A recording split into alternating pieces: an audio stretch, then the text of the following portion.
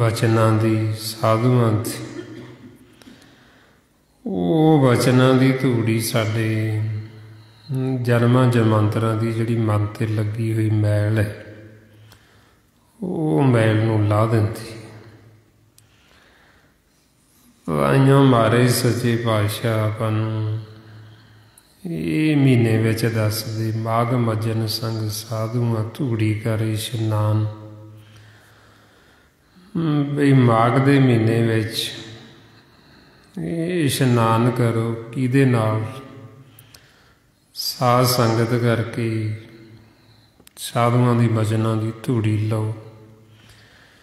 ਇਹ ਸਤ ਸੰਗਤ ਨੂੰ ਸਤਿਸਰ ਸਰੋਵਰ ਕਹਿੰਦੇ, ਜਿਹਦੇ ਵਿੱਚ ਆ ਕੇ ਸਾਡਾ ਮਨ ਤੇ ਮਨ ਦਾ ਜਿਹੜਾ ਤਨ ਹੈ ਦੋਵੇਂ ਧੋਤੇ ਜਾਂਦੇ। ਇਹ ਇੱਕ ਜਾਣਾ ਆਪਾਂ ਜਦੋਂ ਸ਼ਬਦ ਦੀ ਵਿਚਾਰ ਕਰਦੇ, ਬਾਕੀ ਆਪਾਂ ਧਿਆਨ ਦੇ ਨਾਲ ਸੁਣਦੇ, ਇਹਦੇ ਨਾਲ ਸਾਡੇ ਮਨ 'ਤੇ ਲੱਗੀ ਹੋਈ ਜਿਹੜੀ ਮੈਲ, ਉਹ ਮੈਲ ਉਤਰਦੀ। ਮਹਾਰਾਜ ਫਰਮਾਉਂਦੇ ਨੇ, ਮਨ ਤਨ ਧੋਵੇ ਸ਼ਬਦ ਵਿਚਾਰੀ।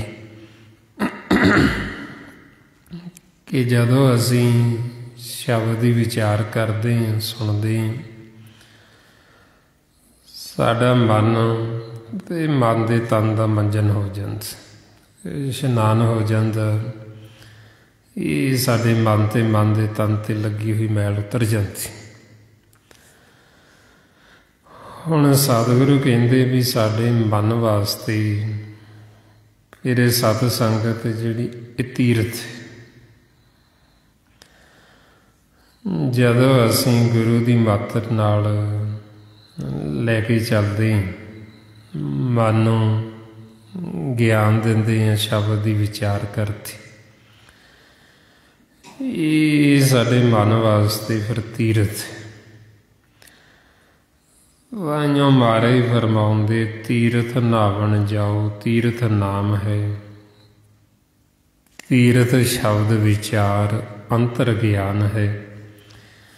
ਬਈ ਸ਼ਬਦ ਦੀ ਵਿਚਾਰ ਕਰਨੀ ਸਾਡੇ ਮਨ ਵਾਸਤੇ ਤੀਰਥ ਬਣ ਜਾਂਦਾ, ਸਾਡਾ ਮਨ ਧੋਤਾ ਜਾਂਦਾ। ਹੁਣ ਜੇ ਅਸੀਂ ਮਨ ਦਾ ਇਸ਼ਨਾਨ ਨਹੀਂ ਕਰਾਂਗੇ, ਮਨ ਨੂੰ ਸਤ ਸੰਗਤ ਅਸੀਂ ਨਹੀਂ ਕਰਾਂਗੇ, ਸ਼ਬਦ ਦੀ ਵਿਚਾਰ ਨਹੀਂ ਕਰਾਂਗੇ, ਫਿਰ ਸਾਡਾ ਮਨ ਮੈਲਾ ਰਹੇਗਾ।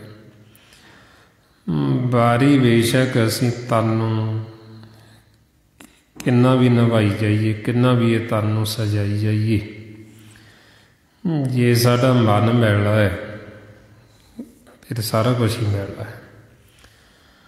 ਮਹਾਰਾਜ ਇਸ ਲਈ ਫਰਮਾਉਂਦੇ, ਮਨ ਮੈਲੇ ਤਾਂ ਸਭ ਕੁਛ ਮੈਲਾ। ਤਨ ਧੋਤੇ ਮਨ ਹਸ਼ਾ ਨਾ ਹੋਈ, ਇਹ ਜਗਤ ਭਰਮ ਭੁਲਾਇਆ ਵਿਰਲਾ ਬੁੱਝੇ ਕੋਈ। ਸਤਿਗੁਰੂ ਕਹਿੰਦੇ ਵੀ ਜੇ ਸਾਡਾ ਮਨ ਮੈਲਾ ਹੈ ਫਿਰ ਸਭ ਕੁਝ ਹੀ ਮੈਲਾ ਹੈ। ਮਨ ਮੈਲੇ ਤਾਂ ਸਭ ਕੁਛ ਮੈਲਾ। ਹੁਣ ਸਾਰੀ ਕਹਾਣੀ ਸਾਡੇ ਮਨ ਦੀ ਹੈ ਵੀ ਸਾਡਾ ਮਨ ਕਿਵੇਂ ਸ਼ੁੱਧ ਹੋਵੇ, ਮਨ ਨੂੰ ਕਿਹੜੀ ਮੈਲ ਲੱਗਦੀ ਹੈ। ਹੁਣ ਕਿਵੇਂ ਇਹ ਸਾਡੀ ਮਨ ਦੀ ਮੈਲ ਉਤਰੇ, ਉਹਦੇ ਵਾਸਤੇ ਫਿਰ ਸਾਨੂੰ ਇਹ ਸਤਿਗੁਰੂ ਸਾਰਾ ਭੇਦ ਦਿੰਦੇ, ਸਮਝਾਉਂਦੇ। ਬਈ ਮਨ ਨੂੰ ਮੈਲ ਲੱਗਦੀ ਦੁਵਿਧਾ ਦੀ, ਵਿਚਾਰਾਂ ਦੀ, ਸੈਂਸੇ ਫਿਕਰਾਂ ਦੀ, ਚਿੰਤਾਵਾਂ ਦੀ, ਈਰਖਾ ਦੀ, ਨਫ਼ਰਤ ਦੀ, ਇਹ ਸਾਰੀ ਸਾਡੇ ਮਨ ਦੇ ਉੱਤੇ ਮੈਲ ਚੜ੍ਹਦੀ। ਹੁਣ ਆਪਾਂ ਨੂੰ ਫਿਰ ਸਮਝਾਉਂਦੇ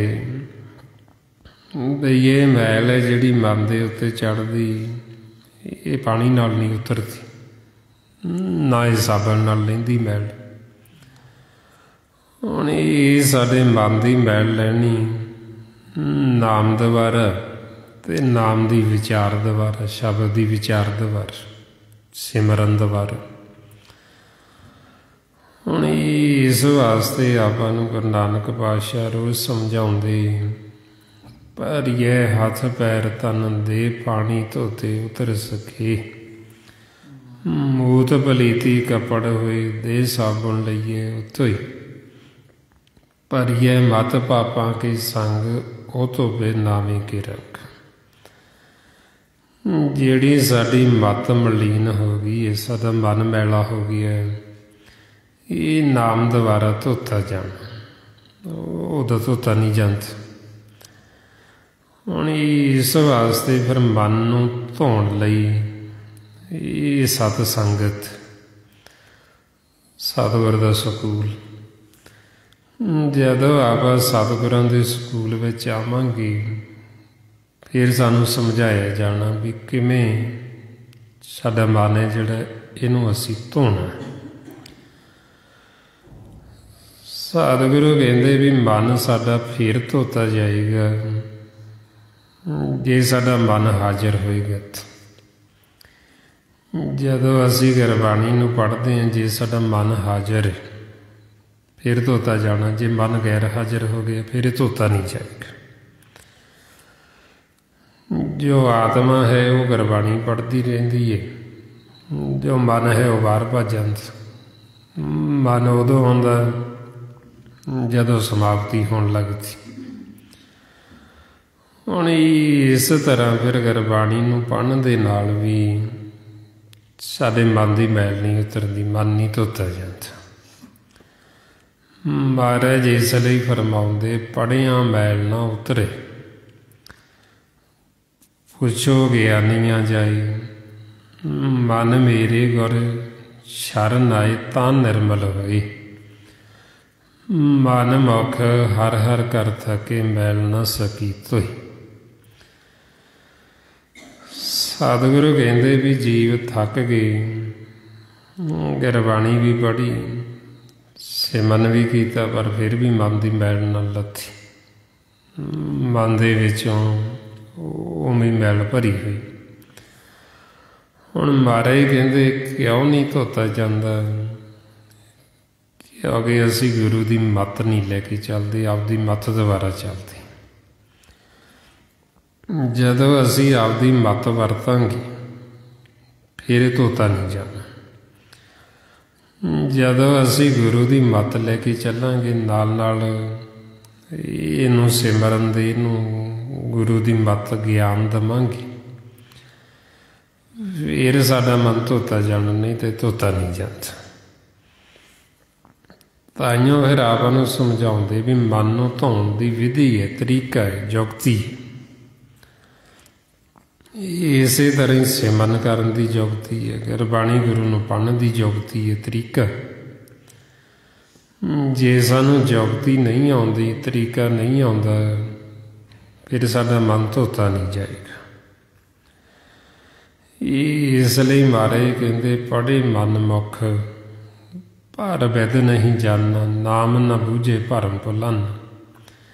ਬਈ ਪੜ੍ਹਦਾ ਤਾਂ ਮਨਮੁਖ ਵੀ ਹੈ, ਪਰ ਉਹਨੂੰ ਵਿਧੀ ਨਹੀਂ ਆਉਂਦੀ, ਤਰੀਕਾ ਨਹੀਂ ਆਉਂਦਾ।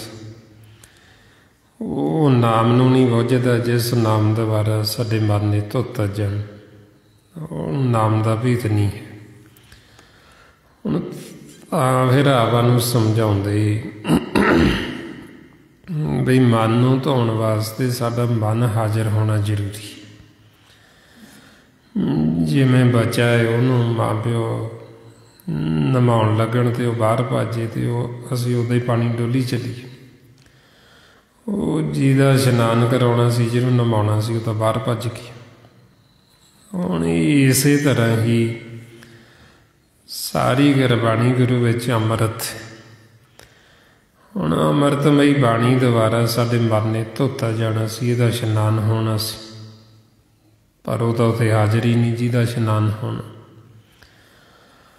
ਸੋ ਤਾਂ ਫਿਰ ਆਪਾਂ ਨੂੰ ਕਹਿੰਦੇ ਵੀ ਪਹਿਲਾਂ ਮਨ ਨੂੰ ਉੱਥੇ ਹਾਜ਼ਰ ਤਾਂ ਰੱਖੋ। ਬਈ ਜਿਹਨੂੰ ਨਮਾਉਣਾ ਉਹ ਹੋਣਾ ਤਾਂ ਜ਼ਰੂਰੀ ਹੈ ਨਾ ਉੱਥੇ ਹਾਜ਼ਰ। ਹੁਣ ਇਸੇ ਕਰਕੇ ਫਿਰ ਮਨ ਹੈ ਜਿਹੜਾ ਸਾਡਾ ਉਹਦਾ ਨਹੀਂ ਟਿਕਦਾ। ਗੱਲਾਂ ਬਾਤਾਂ ਦੇ ਨਾਲ ਅਸੀਂ ਆਖੀਏ ਵੀ ਇਹ ਟਿਕ ਜੇਗਾ, ਨਹੀਂ ਟਿਕਣਾ। ਇਹ ਮਨ ਨੂੰ ਟਿਕਾਉਣ ਵਾਸਤੇ ਫਿਰ ਸਿਮਰਨ ਅਭਿਆਸ ਦੇ ਨਾਲ ਨਾਲ ਗੁਰੂ ਦੀ ਮੱਤ। ਜਦੋਂ ਅਸੀਂ ਇਹ ਗੁਰੂ ਦੀ ਮੱਤ ਨਾਲ ਦੇਵਾਂਗੇ, ਮਨ ਨੂੰ ਗਿਆਨ ਦੇਵਾਂਗੇ, ਨਾਲ ਨਾਲ ਸ਼ਬਦ ਦੀ ਕਮਾਈ ਕਰਾਂਗੇ, ਸਿਮਰਨ ਕਰਾਂਗੇ, ਫਿਰ ਇਹ ਸਾਡਾ ਮਨ ਬੱਸ ਵਿੱਚ ਆਉਂਦਾ, ਫਿਰ ਇਹ ਘਰ ਵਾਪਸ ਜਾਂਦਾ। ਤਾਈਆਂ ਮਾਰੇ ਫਰਮਾਉਂਦੇ ਮਨੂਆ ਕਿਉਂ ਘਰ ਵਾਸ ਆਵੇ, ਗੁਰ ਪ੍ਰਸਾਦੀ ਠਾਕੀਏ ਗਿਆਨ ਮਤੀ ਕਰਾਵੇ। ਵੀ ਗਿਆਨ ਦੀ ਮੱਤ ਦੇ ਕੇ, ਗੁਰੂ ਦੇ ਸ਼ਬਦ ਦਾ ਆਸਰਾ ਦੇ ਕੇ ਇਹ ਮਨ ਨੂੰ ਅਸੀਂ ਘਰ ਲੈ ਕੇ ਜਾ ਸਕਦੇ। ਹੁਣ ਇਸੇ ਕਰਕੇ ਮਾਰੇ ਕਹਿੰਦੇ ਵੀ ਮਨ ਤਾਂ ਵਸ ਵਿੱਚ ਆਉਂਦਾ ਹੈ ਜੇ ਸਾਡੇ ਉੱਤੇ ਪੂਰਨ ਕਿਰਪਾ ਹੋਵੇ ਮਾਲਕ ਦੀ ਪੂਰੀ। ਮਨ ਵਸ ਆਵੇ ਨਾਨਕਾ ਜੇ ਪੂਰਨ ਕਿਰਪਾ ਹੋਵੇ।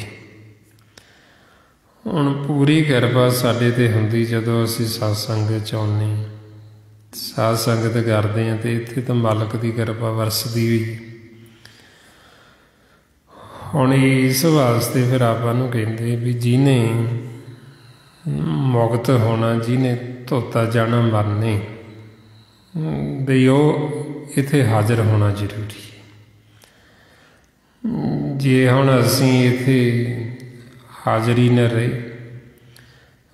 ਅਸੀਂ ਬਾਹਰ ਵਿਚਾਰਾਂ 'ਚ ਚਲੇ ਗਏ, ਫੁਰਨਿਆਂ ਦੇ ਵਿੱਚ ਮਨ ਸਾਡਾ ਧਿਆਨ ਘਰੇ ਚਲਿਆ ਗਿਆ, ਫਿਰ ਆਪਾਂ ਨੂੰ ਜੋ ਸਤਿਗੁਰੂ ਸਮਝਾ ਰਹੇ, ਜੋ ਆਪਾਂ ਵਿਚਾਰ ਕਰਦੇ, ਉਹਦੀ ਸਾਨੂੰ ਸਮਝ ਨਹੀਂ ਲੱਗੀ।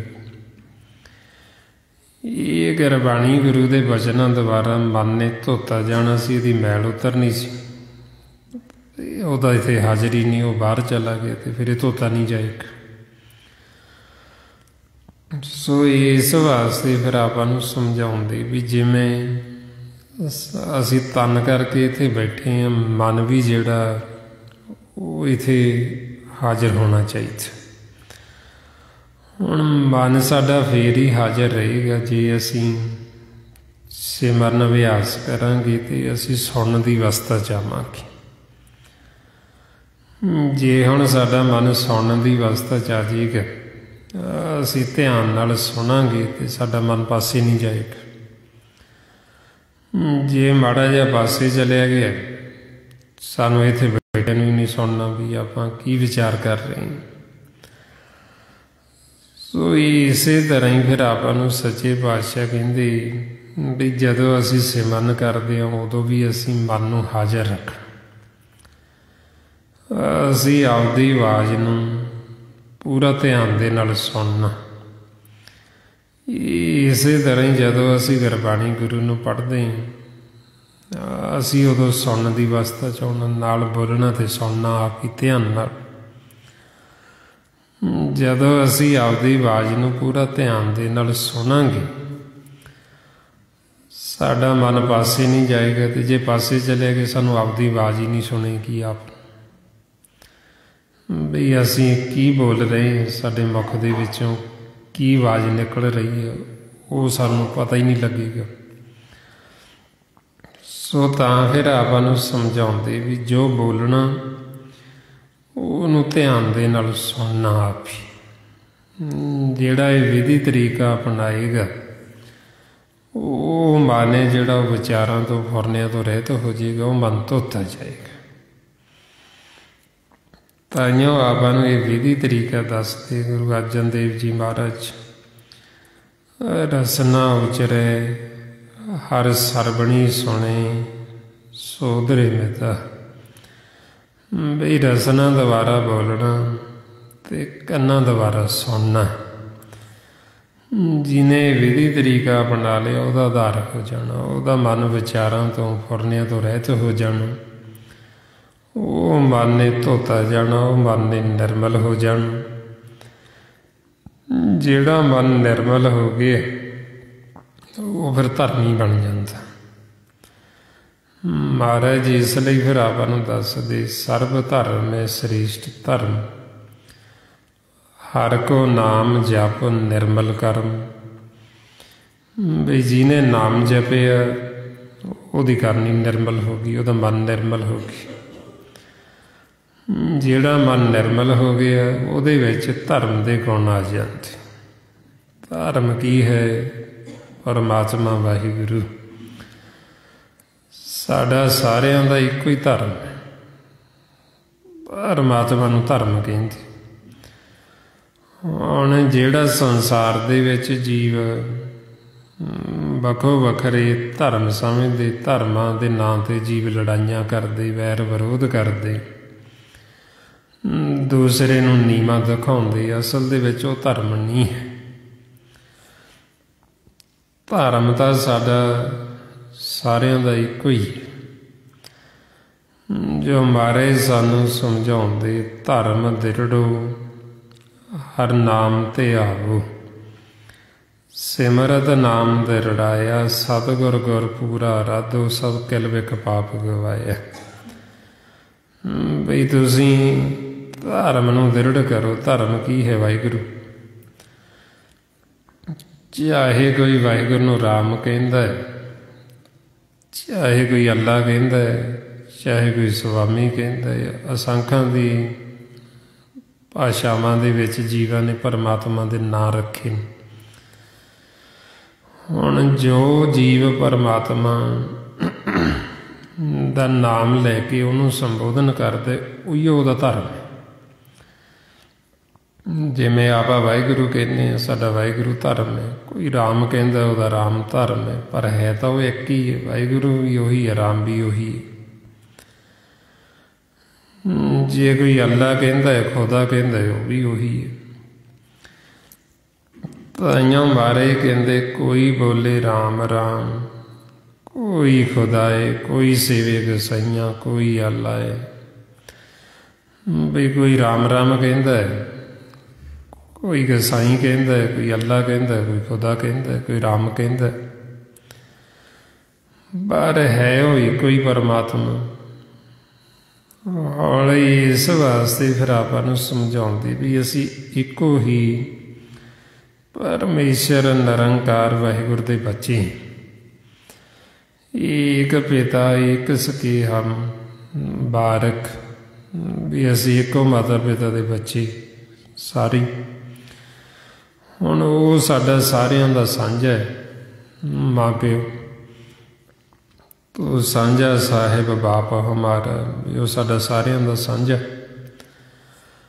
ਹੁਣ ਆਪਾਂ ਉਹਦੇ ਬੱਚੇ ਹਾਂ, ਤਾਂ ਮਾਤ ਪਿਤਾ ਹਮ ਬਾਰਕ ਤੇਰੀ, ਵੀ ਅਸੀਂ ਤੇਰੇ ਬੱਚੇ, ਤੂੰ ਸਾਡਾ ਮਾਂ ਪਿਓ। ਹੁਣ ਉਹੀਓ ਸਾਡਾ ਧਰਮ ਹੈ ਸਾਰਿਆਂ ਦਾ। ਫਿਰ ਆਪਣੇ ਧਰਮ ਦੇ ਗੁਣ ਨੇ ਮਾਤਾ ਪਿਤਾ ਦੇ। ਜੇ ਅਸੀਂ ਧਰਮੀ ਬਣ ਜਾਵਾਂਗੇ, ਜੇ ਅਸੀਂ ਪਰਮਾਤਮਾ ਨੂੰ ਇੱਕ ਨੂੰ ਮੰਨਾਂਗੇ, ਜਿਹੜੇ ਪਰਮਾਤਮਾ ਦੇ ਗੁਣ ਨੇ ਉਹ ਗੁਣ ਸਾਡੇ ਵਿੱਚ ਆ ਜਾਣਗੇ। ਚਾਹੇ ਕੋਈ ਰਾਮ ਰਾਮ ਕਹਿੰਦਾ ਹੈ, ਕੋਈ ਅੱਲਾ ਕਹਿੰਦਾ, ਕੋਈ ਵਾਹਿਗੁਰੂ ਕਹਿੰਦਾ, ਜੇ ਅਸੀਂ ਉਹਨੂੰ ਮੰਨਾਂਗੇ ਫਿਰ ਉਹਦੇ ਜਿਹੜੇ ਗੁਣ, ਉਹ ਗੁਣ ਸਾਡੇ ਵਿੱਚ ਆ ਜਾਣਗੇ। ਜਿਵੇਂ ਭਗਤਾਂ ਵਿੱਚ ਆਏ, ਜਿਵੇਂ ਬਾਬਾ ਕਬੀਰ ਜੀ, ਉਹ ਰਾਮ ਰਾਮ ਜਪਦੇ ਸੀ। ਹੁਣ ਉਹ ਰਾਮ ਰਾਮ ਜਪਦੇ ਸੀ, ਜਿਹੜੇ ਪਰਮਾਤਮਾ ਦੇ ਗੁਣ ਨੇ ਧਰਮ ਦੇ, ਉਹੀਓ ਸਾਰੇ ਬਾਬਾ ਕਬੀਰ ਜੀ ਵਿੱਚ ਆ ਗਏ। ਮਹਾਰਾਜ ਇਸ ਲਈ ਫਿਰ ਆਪਾਂ ਨੂੰ ਕਹਿੰਦੇ ਵੀ ਜਿਹੜਾ ਵੀ ਜਪੇਗਾ ਉਹਦੇ ਵਿੱਚ ਉਹ ਧਰਮ ਦੇ ਗੁਣ ਆ ਜਾਣਗੇ, ਤੇ ਉਹ ਧਰਮੀ ਹੋ ਜੀ। ਹੁਣ ਧਰਮ ਆਪਾਂ ਨੂੰ ਲੜਾਈ ਨਹੀਂ ਸਿਖਾਉਂਦਾ, ਉਹ ਸਾਨੂੰ ਝਗੜਾ ਨਹੀਂ ਸਿਖਾਉਂਦਾ, ਉਹ ਤਾਂ ਸਾਨੂੰ ਪ੍ਰੇਮ ਹੀ ਪ੍ਰੇਮ ਸਿਖਾਉਂਦੇ। ਤੇ ਜੋ ਫਿਰ ਆਪਾਂ ਨੂੰ ਗੁਰਬਾਣੀ ਗੁਰੂ ਵਿੱਚ ਸਮਝਾਇਆ ਗੁਰੂ ਸਾਹਿਬਾਨਾਂ ਨੇ, ਭਗਤਾਂ ਨੇ, ਬਈ ਜੇ ਤੁਸੀਂ ਧਰਮੀ ਬਣਨਾ ਹੈ, ਫਿਰ ਇਹ ਪ੍ਰੇਮ ਦਾ ਮਾਰਗ ਹੈ, ਸੰਤ ਮਾਰਗ। ਜਿਹੜੇ ਗੁਰਮੁਖ ਸੰਤ ਮਾਰਗ 'ਤੇ ਚੱਲਦੇ, ਉਹ ਫਿਰ ਧਰਮੀ ਹੋ ਜਾਂਦੇ। ਸੰਤ ਕਾ ਮਾਰਗ ਧਰਮ ਕੀ ਪੌੜੀ, ਉਹ ਬੜੇ ਭਾਗੀ ਪਾਈ। ਬਈ ਵੱਡੇ ਭਾਗਾਂ ਵਾਲੇ ਉਹ ਗੁਰਮੁਖ ਜਿਹੜੇ ਫਿਰ ਇਸ ਮਾਰਗ ਦੇ ਉੱਤੇ ਚੱਲਦੇ ਤੇ ਜਿਹੜੇ ਫਿਰ ਧਰਮੀ ਹੋ ਜਾਂਦੇ। ਹੁਣ ਆਪਾਂ ਨੂੰ ਫਿਰ ਇਸ ਲਈ ਸਮਝਾਉਂਦੇ ਬਈ ਧਰਮ ਜੋ ਸਾਨੂੰ ਕੋਈ ਦੁਬਦਾ ਨਹੀਂ ਸਿਖਾਉਂਦਾ, ਉਹ ਸਾਨੂੰ ਵੈਰ ਵਿਰੋਧ ਨਹੀਂ ਸਿਖਾਉਂਦਾ। ਜਿੰਨੇ ਵੀ ਸੰਸਾਰ ਦੇ ਵਿੱਚ ਅਵਤਾਰ ਆਏ, ਭਗਤ ਸੰਤ ਸਾਧੂ ਗੁਰਮੁਖ ਆਏ, ਗੁਰੂ ਸਾਹਿਬ ਆਏ, ਸਾਰਿਆਂ ਨੇ ਸਾਨੂੰ ਇੱਕੋ ਹੀ ਮਾਰਗ ਦੱਸੇ। ਜਿਵੇਂ ਵੇਦਾਂ ਦੇ ਵਿੱਚ, ਸ਼ਾਸਤਰਾਂ ਦੇ ਵਿੱਚ, ਪੁਰਾਣਾਂ ਦੇ ਵਿੱਚ ਸਾਰੇ ਨਾਮ ਦੀ ਮਹਿਮਾ ਕੀਤੀ। ਉਹ ਸਾਨੂੰ ਸਾਰਾ ਭੇਦ ਦਿੱਤਾ ਕਿ ਵੀ ਪਰਮਾਤਮਾ ਇੱਕ ਹੈ ਅਤੇ ਨਾਮ ਵੀ ਇੱਕੋ ਹੀ ਹੈ। ਅਸੀਂ ਸਾਰੇ ਉਸ ਇੱਕੋ ਹੀ ਪਰਮਾਤਮਾ ਦੇ ਬੱਚੇ ਹਾਂ ਅਤੇ ਉਹੀ ਸਾਡਾ ਧਰਮ ਹੈ ਸਭ ਦਾ। ਮਹਾਰਾਜ ਇਸ ਲਈ ਫਿਰ ਸਾਨੂੰ ਦੱਸਦੇ ਵੀ ਨਾਮ ਤੋਂ ਬਿਨਾਂ ਸਾਰਾ ਕੁਛ ਕੂੜ ਹੈ। ਅਤੇ ਉਹ ਸਾਰਾ ਕੁਛ ਕੌਣ ਦੱਸਦਾ ਸਾਨੂੰ? ਇਹ ਸਾਰਾ ਧਾਰਮਿਕ ਗ੍ਰੰਥਾਂ ਦੇ ਵਿੱਚ, ਸਿਮਰਤੀਆਂ ਦੇ ਵਿੱਚ, ਪੁਰਾਣਾਂ ਦੇ ਵਿੱਚ ਇਹ ਸਾਨੂੰ ਗੱਲ ਸਮਝਾਈ ਗਈ। ਮਹਾਰਾਜ ਕਹਿੰਦੇ ਸ਼ਾਸਤਰ ਸਿਮਰਤ ਵੇਦ ਪੁਕਾਰਨ ਪੋਥੀਆਂ, ਨਾਮ ਬਿਨਾ ਸਭ ਕੂੜ ਗਾਲੀ ਹੋਸ਼ੀਆਂ। ਵੀ ਇਹ ਗੱਲ ਸਾਨੂੰ ਸਾਰਾ ਸਿਮਰਤੀਆਂ ਦੇ ਵਿੱਚ, ਇਹ ਪੁਰਾਣਾਂ ਦੇ ਵਿੱਚ, ਇਹ ਸਾਨੂੰ ਵੇਦਾਂ ਦੇ ਵਿੱਚ, ਗੁਰਬਾਣੀ ਗੁਰੂ ਵਿੱਚ ਇਹੋ ਗੱਲ ਸਮਝਾਈ ਗਈ ਸਨ ਬਈ ਜੋ ਪਰਮਾਤਮਾ ਉਹ ਇੱਕ ਹੈ ਅਤੇ ਜੋ ਨਾਮ ਉਹਨਾਂ ਦੇ ਮੁਖ ਦੀ ਆਵਾਜ਼ ਸਾਡੇ ਸਾਰਿਆਂ ਵਾਸਤੇ ਜੋ ਹੁਕਮ ਹੈ, ਜੇ ਅਸੀਂ ਉਹ ਹੁਕਮ ਨੂੰ ਨਹੀਂ ਬੁੱਝਿਆ, ਉਹ ਹੁਕਮ ਦੇ ਵਿੱਚ ਨਹੀਂ ਆਏ, ਨਾਮ ਤੋਂ ਬਿਨਾਂ ਫਿਰ ਸਾਰਾ ਕੁਛ ਹੀ ਕੂੜ ਹੈ। ਹਰ ਕੇ ਨਾਮ ਬਿਨ ਝੂਠੇ ਸਗਲ ਪਸਾਰੇ। ਵੀ ਜਿੰਨਾ ਵੀ ਪਸਾਰਾ ਉਹ ਸਭ ਝੂਠ ਦਾ, ਨਾਮ ਤੋਂ ਬਿਨਾਂ। ਜੇ ਅਸੀਂ ਨਾਮ ਦੇ ਨਾਲ ਜੁੜ ਗਏ ਤਾਂ ਸਮਝ ਲਓ ਅਸੀਂ ਸੱਚ ਨਾਲ ਜੁੜ ਗਏ। ਜੇ ਅਸੀਂ ਨਾਮ ਤੋਂ ਟੁੱਟੇ ਹਾਂ ਤਾਂ ਅਸੀਂ ਝੂਠ ਨਾਲ ਜੁੜੇ ਹੋਏ। ਹੁਣ ਝੂਠ ਕੀ ਹੈ? ਇਹ ਸਰੀਰ ਝੂਠਾ, ਇਹ ਨਾਸਵਾਨ ਹੈ, ਮਿਥਿਆ ਹੋਏ। ਹੁਣ ਜਿਹੜੀ ਚੀਜ਼ ਮਿਥੀ ਹੈ ਉਹਨੂੰ ਝੂਠ ਕਹਿੰਦੇ। ਇਹ ਸਾਰਾ ਸੰਸਾਰ ਹੀ ਮਿਥਿਆ ਹੋਇਆ, ਕੋਈ ਚੀਜ਼ ਇੱਥੇ ਸਦਾ ਥਿਰ ਰਹਿਣ ਵਾਲੀ ਨਹੀਂ ਹੈ, ਤਾਂ ਕਰਕੇ ਇਹਨੂੰ ਝੂਠਾ ਕਹਿ ਦਿੱਤਾ।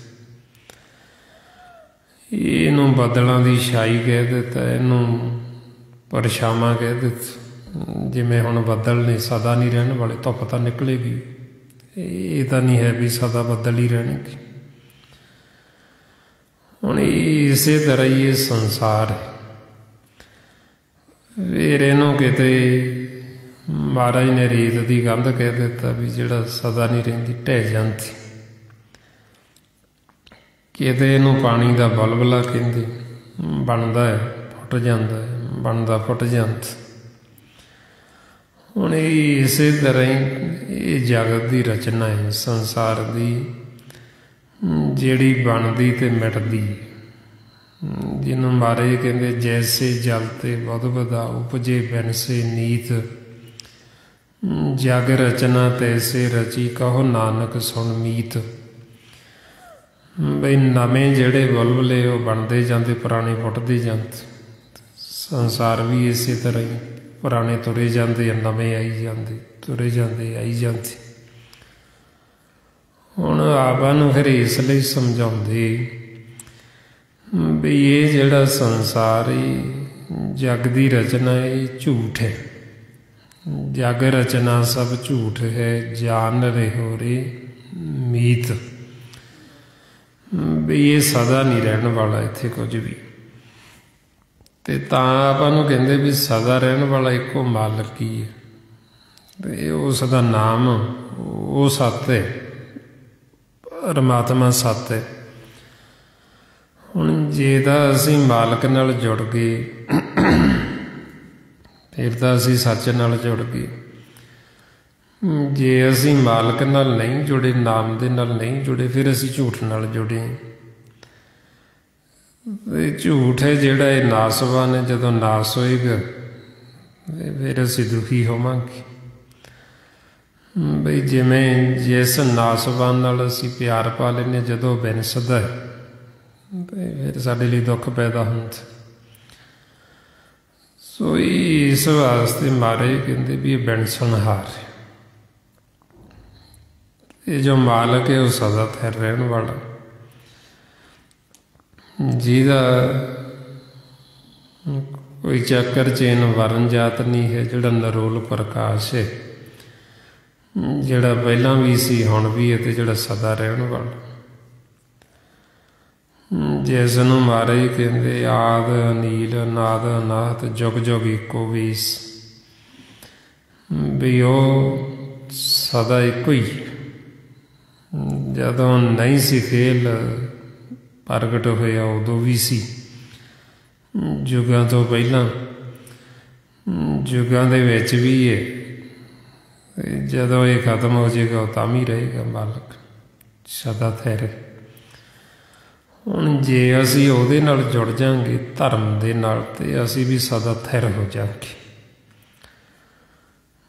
ਜੇ ਅਸੀਂ ਹੁਣ ਉਹਦੇ ਨਾਲ ਨਹੀਂ ਜੁੜਾਂਗੇ ਫਿਰ ਅਸੀਂ ਚੱਕਰ 'ਤੇ ਰਵਾਂਗੇ, ਫਿਰ ਅਸੀਂ ਘੁੰਮਦੇ ਰਵਾਂਗੇ, ਆਉਂਦੇ ਜਾਂਦੇ ਰਵਾਂਗੇ। ਜਿਵੇਂ ਆਪਾਂ ਨੂੰ ਉਦਾਹਰਨਾਂ ਦਿੱਤੀਆਂ ਵੀ ਇੱਕ ਚੱਕੀ ਹੁੰਦੀ ਜਿਹਦੇ ਨਾਲ ਆਟਾ ਪੀਂਦੀਆਂ ਬੀਬੀਆਂ ਪੁਰਾਣਾ ਪਹਿਲਾਂ। ਹੁਣ ਉਹਦੇ ਵਿਚਾਲੇ ਇੱਕ ਕੀਲੀ ਹੁੰਦੀ, ਅਤੇ ਜਿਹੜੇ ਦਾਣੇ ਉਹ ਕੀਲੀ ਨਾਲ ਲੱਗ ਜਾਂਦੇ ਉਹ ਬਚ ਜਾਂਦੇ, ਬਾਕੀ ਸਾਰੇ ਪੀਸੇ ਜਾਂਦੇ। ਹੁਣ ਇਸੇ ਤਰ੍ਹਾਂ ਹੀ ਸਾਡੇ ਅੰਦਰ ਨਾਮ ਹੈ, ਪਰਮਾਤਮਾ ਦੀ ਆਵਾਜ਼। ਜੇ ਤਾਂ ਅਸੀਂ ਉਹ ਆਵਾਜ਼ ਦੇ ਨਾਲ ਜੁੜ ਜਾਵਾਂਗੇ ਫਿਰ ਤਾਂ ਅਸੀਂ ਥਿਰ ਹੋ ਜਾਵਾਂਗੇ। ਜੇ ਅਸੀਂ ਨਾਮ ਦੇ ਨਾਲ ਨਹੀਂ ਜੁੜਾਂਗੇ ਫਿਰ ਅਸੀਂ ਪੀਸੇ ਜਾਵਾਂਗੇ। ਫਿਰ ਵਾਰ-ਵਾਰ ਅਸੀਂ ਜੂਨਾਂ ਦੇ ਵਿੱਚ ਆਉਂਦੇ ਜਾਂਦੇ ਹਾਂ ਅਤੇ ਅਸੀਂ ਵਾਰ-ਵਾਰ ਪੀਸੇ ਜਾਂਦੇ। ਹੁਣ ਤਾਂ ਫਿਰ ਆਪਾਂ ਨੂੰ ਕਹਿੰਦੇ ਵੀ ਜਿਹੜਾ ਨਾਮ ਹੈ ਉਹ ਸਾਡੇ ਅੰਦਰ ਕੀਲੀ ਰੂਪ ਹੈ। ਜੇ ਅਸੀਂ ਉਹਦੇ ਨਾਲ ਜੁੜ ਗਏ ਤਾਂ ਅਸੀਂ ਬਚ ਜਾਵਾਂਗੇ। ਫਿਰ ਇਹ ਸੰਸਾਰ ਦੀ ਦੁਰਮਤ ਦੀ ਅਗਨ ਸਾਡਾ ਨੁਕਸਾਨ ਨਹੀਂ ਕਰ ਸਕਦੀ। ਫਿਰ ਇਹ ਕਲਾ ਕਲੇਸ਼ ਵੈਰ ਵਿਰੋਧ ਦੌਦਾ ਇਹ ਸਾਡੇ ਮਨ ਨੂੰ ਦੁਖੀ ਨਹੀਂ ਕਰ ਸਕਦੀ। ਜੇ ਅਸੀਂ ਉਹ ਨਾਮ ਦੇ ਨਾਲ ਜੁੜੇ ਹੋਵਾਂਗੇ ਤਾਂ। ਜੇ ਅਸੀਂ ਨਹੀਂ ਜੁੜੇ ਫਿਰ ਅਸੀਂ ਦੁਖੀ ਹੋਵਾਂਗੇ, ਫਿਰ ਅਸੀਂ ਅਸ਼ਾਂਤ ਹੋ ਜਾਵਾਂਗੇ। ਫਿਰ ਇਹ ਦੁਰਮਤ ਦੀ ਅਗਨ ਜਿਹੜੀ ਉਹ ਸਾਡੇ ਮਨ ਨੂੰ ਸਾੜੇਗੀ, ਜਿਹਦੇ ਵਿੱਚ ਹੁਣ ਸਾਰਾ ਜਗਤ ਸੜਦਾ ਹੈ। ਮਹਾਰਾਜ ਕਹਿੰਦੇ ਦੁਰਮਤ ਅਗਨ ਜਗਤ ਪਰ ਜਾਰੀ, ਵੀ ਇਹ ਦੁਰਮਤ ਦੀ ਅਗਨ ਸਾਰੇ ਜਗਤ ਨੂੰ ਸਾੜ ਰਹੀ। ਹੁਣ ਅਸੀਂ ਇਹ ਦੁਰਮਤ ਦੀ ਅਗਨ ਤੋਂ ਬਚ ਸਕਦੇ ਹਾਂ, ਅਸੀਂ ਇਸ ਅਗਨ ਤੋਂ ਉੱਪਰ ਉੱਠ ਸਕਦੇ ਹਾਂ ਜੇ ਅਸੀਂ ਸ਼ਬਦ ਦੀ ਵਿਚਾਰ ਕਰੀਏ, ਨਾਮ ਦੀ। ਜੇ ਅਸੀਂ ਨਾਮ ਦੇ ਨਾਲ ਜੁੜ ਜਾਈਏ ਤੇ ਫਿਰ ਅਸੀਂ ਇਹ ਤੋਂ ਬਚ ਸਕਦੇ, ਇਹ ਤੋਂ ਅਸੀਂ ਉੱਪਰ ਉੱਠ ਸਕਦੇ। ਇਸ ਲਈ ਮਹਾਰਾਜ ਫਰਮਾਉਂਦੇ ਦੁਰਮਤ ਅਗਨ ਜਗਤ ਪਰ ਜਾਰੇ, ਸੋ ਉਭਰੇ ਜੋ ਗੁਰ ਸ਼ਬਦ ਵਿਚਾਰੇ। ਵੀ ਜਿਹੜੇ ਉਹ ਸ਼ਬਦ ਗੁਰੂ ਦੀ ਵਿਚਾਰ ਕਰਦੇ, ਵਿਚਾਰ ਕਰਕੇ ਉਹ ਸ਼ਬਦ ਗੁਰੂ ਨਾਲ ਜੁੜ ਕੇ ਉਹ ਇਹ ਅਗਨ ਤੋਂ ਉੱਪਰ ਉੱਠ ਗਏ, ਉਹਨਾਂ ਨੂੰ ਨਹੀਂ ਵਿਗਾੜ ਸਕਦੀ, ਉਹਨਾਂ ਦਾ ਨਹੀਂ ਨੁਕਸਾਨ ਕਰ ਸਕਦੀ। ਹੁਣ ਇਸ ਵਾਸਤੇ ਫਿਰ ਅਸੀਂ ਉਹ ਸ਼ਬਦ ਗੁਰੂ ਦੇ ਨਾਲ ਜੁੜਨਾ, ਉਹ ਸ਼ਬਦ ਗੁਰੂ ਦੀ ਅਸੀਂ ਵਿਚਾਰ ਕਰਨੀ, ਉਹਦੀ ਅਸੀਂ ਪਰਖ ਕਰਨੀ, ਉਹਦੀ ਅਸੀਂ ਪਹਿਚਾਣ ਕਰਨੀ। ਬਈ ਉਹ ਸ਼ਬਦ ਗੁਰੂ ਕਿੱਥੇ ਹੈ, ਉਹ ਸ਼ਬਦ ਗੁਰੂ ਕਿਹੜਾ ਹੈ। ਜਿਸ ਵਰਤਾਏ ਮਹਾਰਾਜ ਕਹਿੰਦੇ ਗੁਰ ਮੇਰੇ ਸੰਗ ਸਦਾ ਹੈ ਨਾਲੇ, ਸਿਮਰ ਸਿਮਰ ਤਿਸ ਸਦਾ ਸੰਭਾਲੇ। ਬਈ ਉਹ ਕਿਹੜਾ ਗੁਰੂ ਹੈ ਜਿਹੜਾ ਸਦਾ ਸਾਡੇ ਨਾਲ ਹੈ। ਜਦੋਂ ਅਸੀਂ ਇਸ ਲੋਕ 'ਚ ਉਹ ਇੱਥੇ ਵੀ ਸਾਡੇ ਨਾਲ ਹੈ। ਜਦੋਂ ਅਸੀਂ ਇਸ ਲੋਕ ਤੋਂ ਆਪਦੇ ਦੇਸ਼ ਪਰਲੋਕ ਨੂੰ ਜਾਣਾ, ਉਹ ਗੁਰੂ ਉੱਥੇ ਵੀ ਸਾਡੇ ਨਾਲ ਹੈ। ਉਹ ਗੁਰੂ ਹੈ ਫਿਰ ਸ਼ਬਦ, ਜਿਹਨੂੰ ਸ਼ਬਦ ਗੁਰੂ ਕਹਿੰਦੇ, ਨਾਦ ਕਹਿੰਦੇ, ਅਨਹਦ ਸ਼ਬਦ ਕਹਿੰਦੇ, ਜਿਹਨੂੰ ਪਰਮਾਤਮਾ ਦੇ ਚਰਨ ਕਹਿੰਦੇ, ਨਾਮ ਕਹਿੰਦੇ। ਇਹ ਉਹ ਸ਼ਬਦ ਗੁਰੂ ਹੈ ਜਿਹਦੇ ਵਰਤਾਏ ਗੁਰੂ ਨਾਨਕ ਪਾਤਸ਼ਾਹ ਫਰਮਾਉਂਦੇ, ਸ਼ਬਦ ਗੁਰੂ ਸੁਰਤ ਧੁਨ ਚੇਲਾ। ਵੀ ਸਾਡਾ ਉਹ ਸ਼ਬਦ ਗੁਰੂ ਹੈ, ਵੀ ਜਿਹਦੇ ਅਸੀਂ ਚੇਲੇ ਹਾਂ। ਸਾਡੀ ਸੁਰਤੀ ਉਹ ਸ਼ਬਦ ਗੁਰੂ ਦਾ ਚੇਲਾ ਹੈ।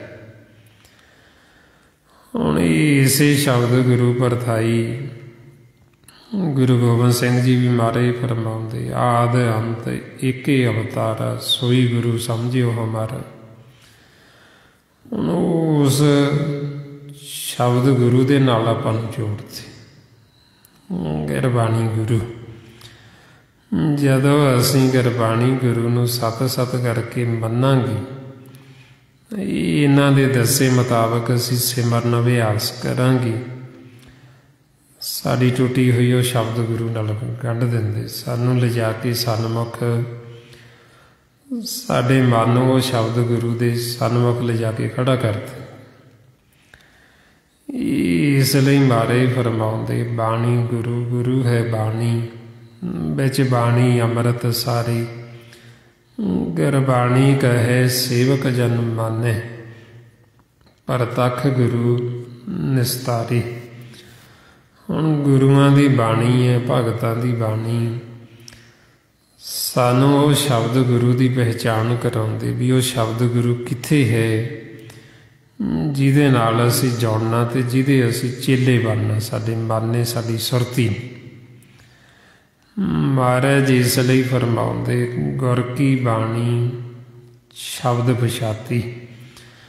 ਵੀ ਗੁਰੂਆਂ ਦੀ ਬਾਣੀ ਸਾਨੂੰ ਉਹ ਸ਼ਬਦ ਗੁਰੂ ਦੀ ਪਹਿਚਾਣ ਕਰਾਉਂਦੀ, ਸਾਨੂੰ ਬੁਝਾਉਂਦੇ ਉਹ ਨਾਮ ਨੂੰ, ਜਿਸ ਨਾਮ ਦੀ ਮਹਿਮਾ ਕਰਦੇ ਹਰ ਇੱਕ ਸ਼ਬਦ ਦੇ ਵਿੱਚ। ਮਹਾਰਾਜ ਫਰਮਾਉਂਦੇ, ਗੁਰ ਕੀ ਬਾਣੀ ਨਾਮ ਬੁਝਾਏ। ਵੀ ਗੁਰੂਆਂ ਦੀ ਬਾਣੀ ਸਾਨੂੰ ਨਾਮ ਨੂੰ ਬੁਝਾਉਂਦੇ, ਵੀ ਨਾਮ ਕੀ ਹੈ, ਸ਼ਬਦ ਗੁਰੂ ਕੀ ਹੈ, ਉਹ ਸ਼ਬਦ ਗੁਰੂ ਕਿੱਥੇ। ਜਿਸ ਸ਼ਬਦ ਗੁਰੂ ਬਾਰੇ ਗੁਰੂ ਨਾਨਕ ਪਾਤਸ਼ਾਹ ਰੋਜ਼ ਫਰਮਾਉਂਦੇ, ਗੁਰਾਂ ਇੱਕ ਦੇਹ ਬੁਝਾਈ, ਸਭਨਾ ਜੀਆਂ ਕਾ ਇੱਕ ਦਾਤਾ, ਸੋ ਮੈਂ ਵਿਸਰ ਨਾ ਜਾਈ। ਹੁਣ ਗੁਰੂ ਨਾਨਕ ਪਾਤਸ਼ਾਹ ਕਿਹਨੂੰ ਗੁਰੂ ਕਹਿੰਦੇ? ਉਹ ਇਸੇ ਸ਼ਬਦ ਨੂੰ, ਨਾਮ ਨੂੰ ਹੀ ਉਹ ਗੁਰੂ ਕਹਿੰਦੇ ਆਪਣਾ। ਹੁਣ ਇਸੇ ਤਰ੍ਹਾਂ ਹੀ ਆਪਾਂ ਨੂੰ ਗੁਰਬਾਣੀ ਗੁਰੂ ਕਹਿੰਦੇ, ਵੀ ਸਾਡਾ ਸਾਰਿਆਂ ਦਾ ਇੱਕੋ ਹੀ ਗੁਰੂ ਹੈ, ਉਹ ਸ਼ਬਦ ਜਿਹੜਾ ਹਰ ਸਮੇਂ ਸਾਡੇ ਨਾਲ ਹੈ, ਕਿਉਂਕਿ ਉਹ ਸਾਡੇ ਅੰਦਰ ਦਿਨ ਰਾਤ ਸਾਡੇ ਅੰਦਰ ਮਾਲਕ ਦੀ ਆਵਾਜ਼ ਚੱਲ ਰਹੀ ਹੈ, ਮਾਲਕ ਬੋਲ ਰਿਹਾ। ਹੁਣ ਇਸੇ ਪਰਥਾਏ ਮੇਰੇ ਮਹਾਰਾਜ ਕਹਿੰਦੇ, ਗੁਰ ਮੇਰੇ ਸੰਗ ਸਦਾ ਹੈ ਨਾਲੇ। ਵੀ ਉਹ ਗੁਰੂ ਸ਼ਬਦ ਮੇਰੇ ਸਦਾ ਨਾਲ ਹੈ, ਕਿਉਂਕਿ ਉਹ ਸਦਾ ਹੀ ਸਾਡੇ ਅੰਦਰ ਬੋਲ ਰਿਹਾ ਮਾਲਕ। ਹੁਣ ਉਸੇ ਸ਼ਬਦ ਗੁਰੂ ਨੂੰ ਹੀ ਫਿਰ ਗੁਰੂ ਦਾ ਨਾਮ ਦਿੱਤਾ, ਜਿਹਨੂੰ ਮਹਾਰਾਜ ਕਹਿੰਦੇ ਅੰਤਰ ਗੁਰ ਆਰਾਧਨਾ। ਵੀ ਅੰਤਰਗਤ ਅਸੀਂ ਆਰਾਧਨਾ ਕਰਨੀ ਕਿਹਦੀ? ਉਹ ਗੁਰੂ ਦੀ, ਸ਼ਬਦ ਦੀ। ਜੇ ਅਸੀਂ ਅੰਤਰਗਤ ਉਹ ਸ਼ਬਦ ਗੁਰੂ ਦੀ ਆਰਾਧਨਾ ਕਰਾਂਗੇ, ਉਹ ਸ਼ਬਦ ਗੁਰੂ ਨਾਲ ਜੁੜ ਜਾਵਾਂਗੇ, ਉਹ ਸ਼ਬਦ ਗੁਰੂ ਸਾਨੂੰ ਉੱਥੇ ਲੈ ਜਾਏਗਾ ਜਿੱਥੋਂ ਉਹ ਸ਼ਬਦ ਗੁਰੂ ਪ੍ਰਗਟ ਹੋ ਰਿਹਾ। ਹੁਣ ਉਹ ਕਿੱਥੋਂ ਪ੍ਰਗਟ ਹੋ ਰਿਹਾ? ਪਰਮਾਤਮਾ ਦੇ ਮੁਖ ਦੇ ਵਿੱਚ, ਪ੍ਰਕਾਸ਼ ਦੇ ਵਿੱਚ। ਜਦੋਂ ਅਸੀਂ ਉਹ ਸ਼ਬਦ ਗੁਰੂ ਨਾਲ ਜੁੜ ਕੇ ਉਹ ਸ਼ਬਦ ਉੱਥੇ ਹੀ ਜਾ ਕੇ ਸਮਾ ਰਹੇ, ਮਾਲਕ ਦੇ ਮੁਖ ਦੇ ਵਿੱਚ, ਪ੍ਰਕਾਸ਼ ਦੇ ਵਿੱਚ, ਜਿਸ ਨੂੰ ਮਹਾਰਾਜ ਕਹਿੰਦੇ ਸ਼ਬਦ ਸਮਾਏ ਬੁਝੇ ਹਰ ਸੋਈ। ਬਈ ਜਿੱਥੇ ਜਾ ਕੇ ਉਹ ਸ਼ਬਦ ਸਮਾਉਂਦਾ ਉਹ ਪਰਮਾਤਮਾ, ਉਹ ਹਰੀ ਹੈ, ਉਹ ਵਾਹਿਗੁਰੂ।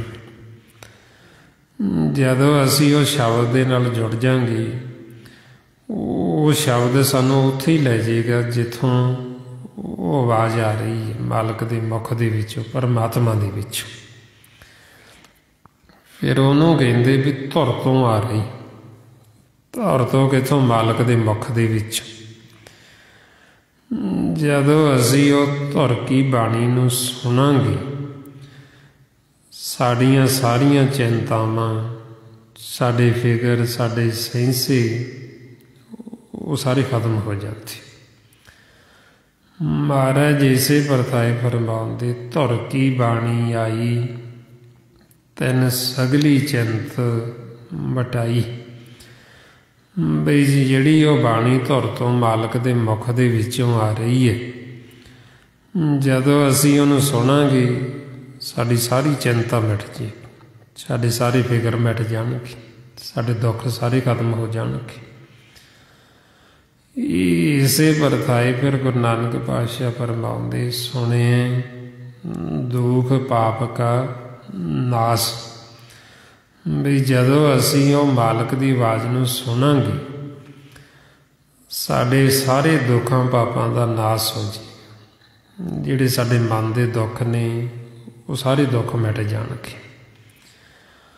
ਹੁਣ ਆਓ ਅਸੀਂ ਕਿਵੇਂ ਉਹ ਸ਼ਬਦ ਗੁਰੂ ਨੂੰ ਸੁਣਨਾ, ਕਿਵੇਂ ਅਸੀਂ ਉਹ ਸ਼ਬਦ ਗੁਰੂ ਦੀ ਅਰਾਧਨਾ ਕਰਨੀ, ਉਹਦੇ ਵਾਸਤੇ ਪਹਿਲਾਂ ਸਾਨੂੰ ਸਿਮਰਨ ਕਰਨਾ ਪੈਣਾ। ਸਿਮਰਨ ਕਰਕੇ ਅਸੀਂ ਅੰਤਰਮੁਖੀ ਹੋਣਾ। ਫਿਰ ਜਦੋਂ ਅਸੀਂ ਅੰਤਰਮੁਖੀ ਹੋ ਜਾਵਾਂਗੇ, ਵਿਚਾਰਾਂ ਫੁਰਨਿਆਂ ਤੋਂ ਰਹਿਤ ਹੋਵਾਂਗੇ, ਫਿਰ ਸਾਨੂੰ ਉਹ ਸ਼ਬਦ ਗੁਰੂ ਸੁਣਾਈ ਦੇਵੇਗਾ। ਫਿਰ ਅਸੀਂ ਸੁਣ ਸੁਣ ਕੇ ਉਹਨੂੰ ਅਰਾਧਾਂਗੇ। ਹੁਣ ਨਾਮ ਤੱਕ ਪਹੁੰਚਣ ਵਾਸਤੇ ਸਤਿਗੁਰੂ ਆਪਾਂ ਨੂੰ ਇਸ ਵਾਸ ਵਿਰਾਜ ਸਿਮਰਨ ਅਭਿਆਸ ਦੱਸਦੇ ਨੇ।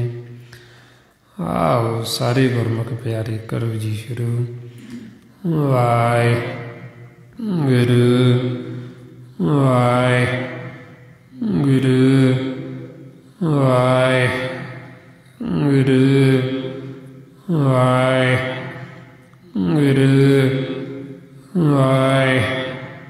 ਵਾਹਿਗੁਰੂ ਵਾਹਿਗੁਰੂ ਵਾਹਿਗੁਰੂ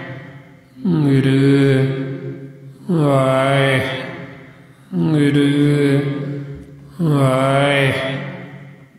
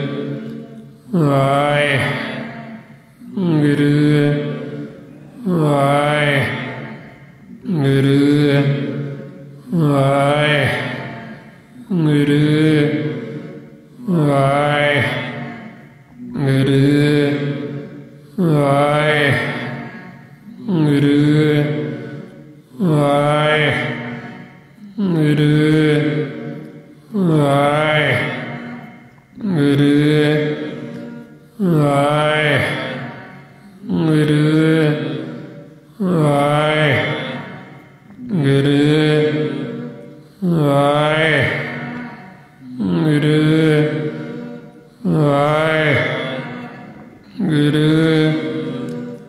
ਵਾਹਿਗੁਰੂ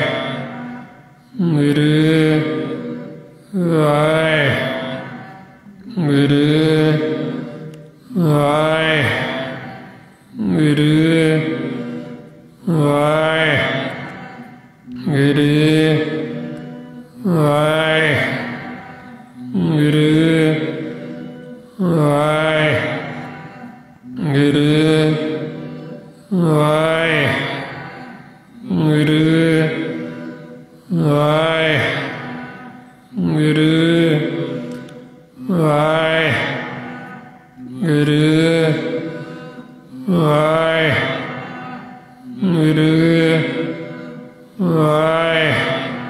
ਵਾਹਿਗੁਰੂ ਵਾਹਿਗੁਰੂ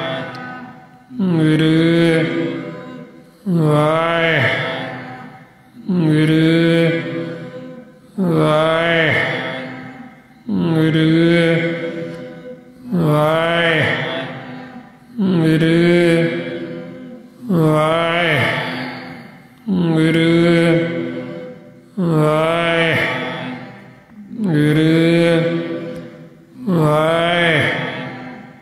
ਵਾਹਿਗੁਰੂ ਵਾਹਿਗੁਰੂ ਵਾਹਿਗੁਰੂ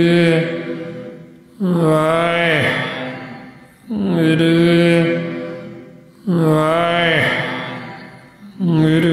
ਵਾਹਿਗੁਰੂ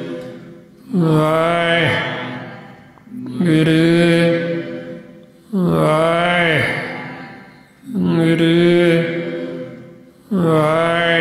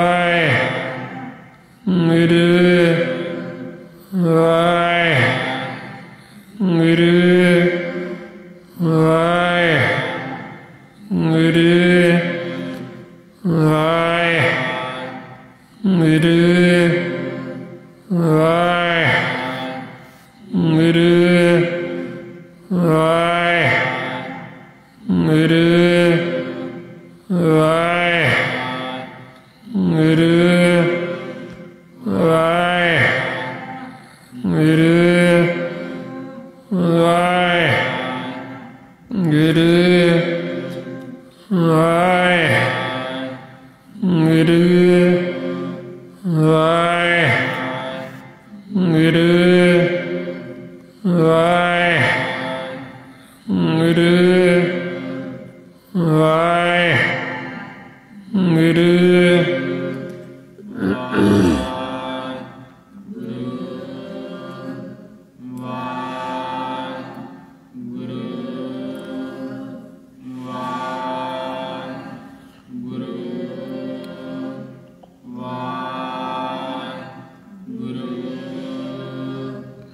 ਵਾਹਿਗੁਰੂ ਜੀ ਕਾ ਖਾਲਸਾ ਵਾਹਿਗੁਰੂ ਜੀ ਕੀ ਫਤਿਹ।